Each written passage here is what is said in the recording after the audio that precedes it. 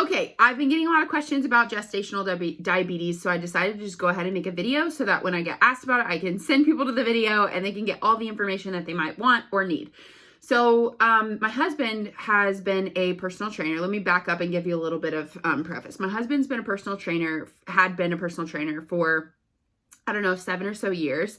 And he was coaching women through hormone changes, specifically ages like 35 to 55, and helping them lose weight and get toned. And he was doing it all with a traditional diet, which is high in protein and lower in fat and carbs. And making sure that protein, a lot of times he was teaching like paleo style eating and incorporating habits and whatnot. He retired in 2016 to stay home with our kids. And at that time, he began coaching people one-on-one. So a lot of the coaching one-on-one was more of like diet. So not so much movement related, but diet. And through that journey, he got sick himself and had pericarditis and ended up realizing that he had been eating the paleo style way and it wasn't working for his overall body. And he didn't understand because that was what most people eat. I promise this all has a point. So he just started looking into different diets and he started basically researching like the meat industry and why it is that all of our government regulations say that high protein from meat diet is a healthy way.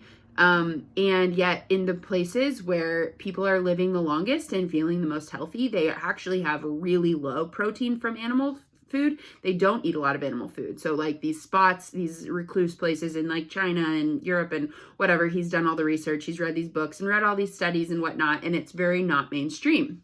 And he's kind of dug into what he believes is kind of a corruption of the system, similar to what I preach and talk about of like greenwashing. It's kind of the same thing, which is where a product looks like it's healthy and clean. And that's what people believe, but that's not necessarily what the truth is. So he's kind of found like the greenwashing of food. That's been his perspective or whatnot. So he found the medical medium. He's been doing a lot of juice cleanses and whatnot. So he had been doing this for a while, and I was observing and watching the people that he was coaching. And these are people who had been on the ketogenic diet, who were not having the results that they needed, not necessarily just with weight loss, but with overall health. And so I was watching their success and just kind of observing as a person who knows nothing about it, and honestly doesn't like to diet. So in the middle of the summer, I was diagnosed with gestational diabetes and my numbers were not good. And I was really confused because I was also eating what I would consider a healthy diet. I did crave more sweets this pregnancy and I did eat more sweets, but still compared to the rest of the population, I would have considered myself a really healthy person. So I was shocked when I found out that it was actually the placenta and the placenta releasing hormones that were counteracting my own body's insulin production, pancreas or whatever. It wasn't even so much about what I was eating, but it was about the placenta. So I was shocked and I was discouraged and I was trying to figure out what to do. And pretty much everywhere online that I would look told me that I needed to eat similar to a ketogenic diet, keeping carbs down and eating fat and eating protein. And that's what my friends who had gestational diabetes did, and it worked out and all that. You know, I watched them do it, and then I watched some of them go on insulin, like my friends from like my, due in October 2020 group on Facebook. So I was watching what they were doing, and I was just watching their process, and I was just really interested. Well, I talked to my husband about it, and he kind of explained to me the science behind how when fat and carbs are together in the bloodstream, he could explain it way better than I could, but basically the way he explained it to me is like it blocks the receptor sites to cells to be able to carry nutrients, whatever. I don't really understand, but when he explained it to me, it made sense. So I decided to try this diet, which was low in fat and high in carbs. Most of the time, the first question that I get is people are like, but don't you need fat for hormones? Don't you need fat for the brain? And what Eli had shared with me in the research that he'd found in these studies that he's been reading was that all the studies that show high fat, it working well for the brain, actually, it wasn't actually high fat, it was quality fat. So it was like, they would have, 10 grams or less fat per day in these studies. And the fat just happened to be really quality. So not soybean oil, not olive oil, no oils at all, in fact, but more like CoQ10 or whatever. I don't know. He would explain it better than me. Maybe I can get him to do a video. But all this to say that the research was actually showing like a high fat diet not being long-term sustainable, the research that he was finding. I know you can find research on whatever topic you want, and you can find research that supports whatever, route you want to take. So I'm not trying to convince anybody about anything. I'm just sharing what I did. So I decided to do the diet with him, which is an 80-10-10, which is 80% carbs, 10% fat, 10% protein. The way that you have to eat when you do 80-10-10 is you basically eat vegetables. So 80-10-10 carbs, vegetables are carbs. So broccoli is carbs, potatoes are carbs, tomatoes are carbs. Like most of the nutrients that you're going to find in a vegetable is going to be 80% carbs, 10% or lower fat, and 10% or lower of protein, unless you're looking at legumes or, I don't know, like quinoa or something. I don't even know about quinoa.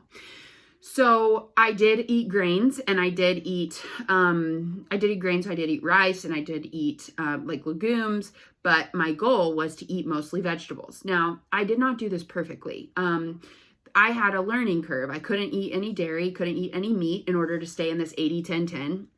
I could eat like gummy bears. So if I needed a break, or I could eat marshmallows. So if I needed like a little break or a spurt just for my mental health, I would go get like the organic gummy bears. But the goal was to keep the fat out of the blood so that my body could utilize the nutrients. And it took some time, because when I started the diet, my body still had fat in my bloodstream because I had been eating fat. And so I started cooking with water, like instead of oil. I started using water to like not make my food stick in the pan. I started using no oil. I started using not eating nuts, not eating nut butter, which I had been doing before. Just basically really focused on 80-10-10, 80% carbs, 10% fat, 10% protein.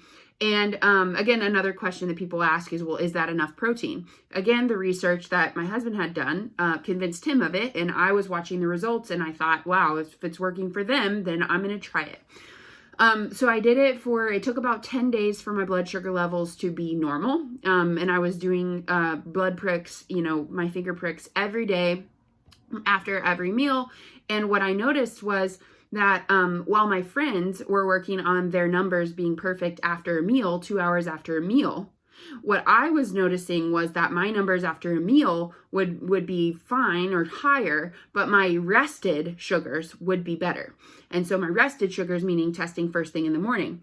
What my husband shared with me is that is a marker more of overall health. So for what the research that he's done has found that the rested sugars are actually what's more of an overall health monitor, and the 2 hours after is more of a where is your body at in this moment. So I noticed those levels coming down.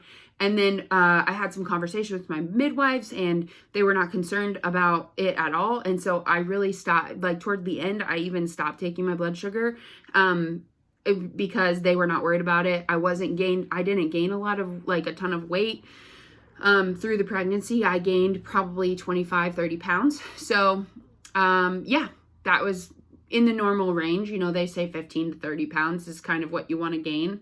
I gained, I think 25.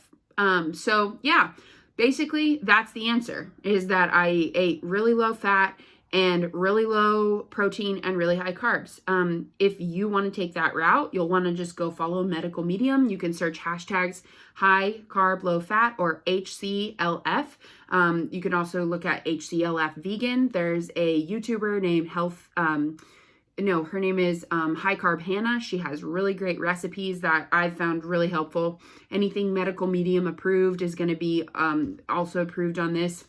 So I am in no way, shape, or form an expert on this. I don't even know really why it works, but my husband could explain it to you. But he's done a lot of research, and I see him putting in hours and hours in his consulting chair, as I call it, because he sits in the corner of our living room and talks to people on the phone all the time about how to make a difference and in their health by doing this. And it's worked for him. And this is coming from someone who has eaten the traditional high protein diet for 10 years straight. He lost 75 pounds. I mean, he's been through the diets. I've seen him try every diet and do every diet successfully. That literally, he's like the most disciplined person that I know.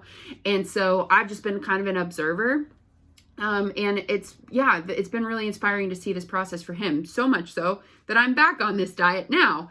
Not quite as perfectly as he is doing it now, but yeah, definitely that is my goal, is to stick with this, because I'm seeing people lose weight and feel really good and healthy, and have some really good results, some of his people that he's working with. So that is my answer. I hope that's been helpful. If you need inspiration, Pinterest is a great place to go. Again, YouTube, there are a lot of people who eat high carb. Remember, fruits and vegetables would always be a thumbs up. No oils, no nuts, or low nuts. If you need some fat in your diet, you feel like you're struggling, go with healthy fats. Don't go with soybean oil or olive oil or something like that. I think that's all. All right. See ya.